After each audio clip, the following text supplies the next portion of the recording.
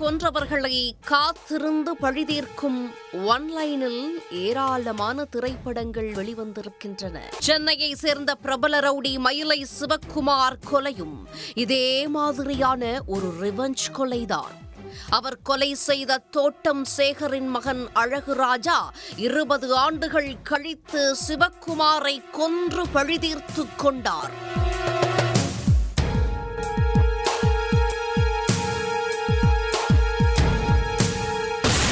தோட்டம் சேகரின் கொலை நடக்கும்போது அழகுராஜாவுக்கு 2 வயது.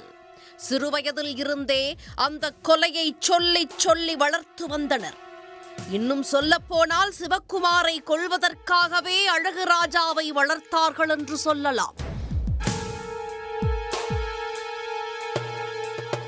சென்னையில் நடந்த இந்த பழிவாங்கும் கதையை விடவும் கொடூரமான மற்றொரு ரிவெஞ்ச் மர்டர் உத்தரப்பிரதேச மாநிலம் காசியாபாத்தில் நடந்துள்ளது.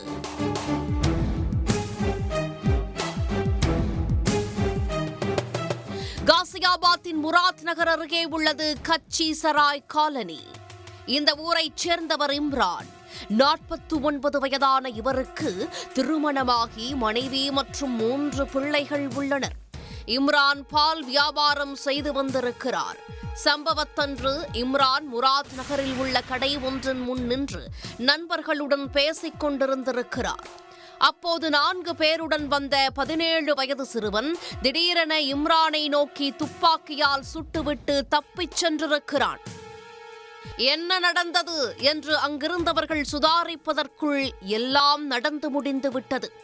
உயிருக்கு போராடியபடி கிடந்த இம்ரானை மீட்ட அக்கம்பக்கத்தினர் அவரை மருத்துவமனைக்கு அழைத்துச் சென்றிருக்கிறார்கள். ஆனால் அவரை காப்பாற்ற முடியவில்லை. இந்த சம்பவம் தொடர்பாக போலீசாருக்கு தகவல் தெரிவிக்கப்பட்டிருக்கிறது. சம்பவ இடத்திற்கு சென்ற போலீசார் ஆய்வு செய்திருக்கிறார்கள்.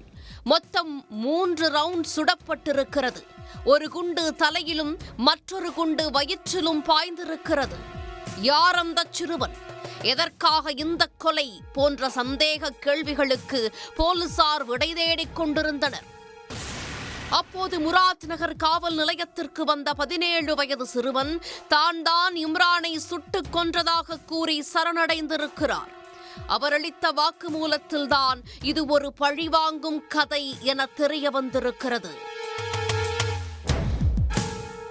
17 வயது சிறுவனின் பெரியப்பா அக்லக் என்பவரை 2007ஆம் ஆண்டு டிசம்பர் மாதம் இம்ரான் கொடூரமாக கொலை செய்திருக்கிறார். அந்த வழக்கு தொடர்பாக கைதான இம்ரான் சிறையில் அடைக்கப்பட்டிருக்கிறார். இந்த சம்பவம் நடந்தபோது 17 வயது சிறுவன் பிறக்கவே இல்லை. அக்லக் கொல்லப்பட்ட 1 வருடத்திற்கு பிறகே பிறந்திருக்கிறார்.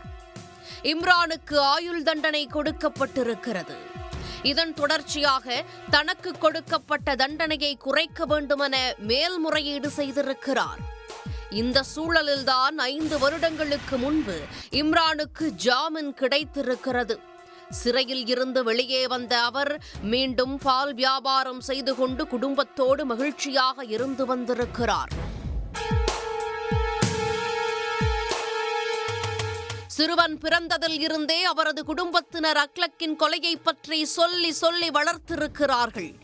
நாளாக சிறுவனுக்குள் தனது பெரியப்பாவின் கொலைக்கு பழிதீர்த்தே ஆக வேண்டுமென்ற வெறி 18 வருடங்களாக ஆழமாக வேர்விட்டு வளர்ந்திருக்கிறது.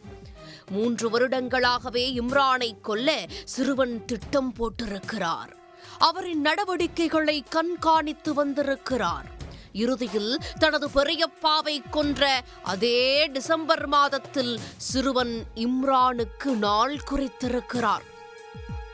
சம்பவத்தன்று தனது உறவினர்களோடு சென்ற சிறுவன் இம்ரானை சுட்டுக் கொன்று தனது 18 வருட பகையை தீர்த்துக் கொண்டது விசாரணையில் தெரிய வந்திருக்கிறது. இந்த சம்பவம் தொடர்பாக வழக்கு பதிவு செய்த போலீசார் சிறுவனை கூர்நோக்கு இல்லத்திற்கு அனுப்பி வைத்திருக்கிறார்கள். மேலும் இந்த கொலையில் தொடர்புடையவர்களை தேடி வருகின்றனர்.